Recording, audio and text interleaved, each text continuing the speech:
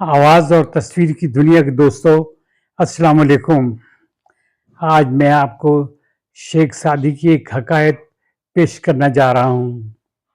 امید ہے کہ آپ کو پسند آئے گی۔ لوگوں نے پیران پیر سید عبد القادر جیلانی صاحب کو مکہ شریف میں خانہ کعبہ کے سامنے زمین پر سجدہ کرتے ہوئے دیکھا۔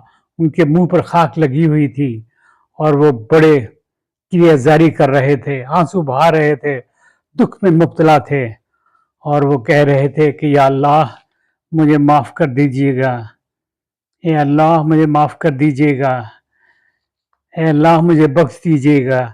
اگر میں اس قابل نہیں ہوں تو قیامت کے دن مجھے اندھا کر کے اٹھانا، تاکہ میں اس احساس سے شرمندہ نہ ہوں کہ نیک لوگ مجھے اس وقت دیکھ رہے ہوں۔ وضاحت کرتے ہیں شیخ سعدی کہ رب پاک کی شان، توحید اور بڑائی بیان کرتے ہیں۔ اس حکایت سے پتہ چلتا ہے کہ شیخ عبد القادر جیسے بڑے لوگ بھی اللہ پاک کی بے نیازی سے کس قدر لرزاں تھے۔ اللہ اکبر، اللہ اکبر، اللہ اکبر۔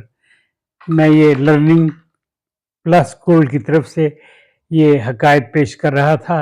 امید ہے کہ آپ کو پسند آئے گی انشاءاللہ۔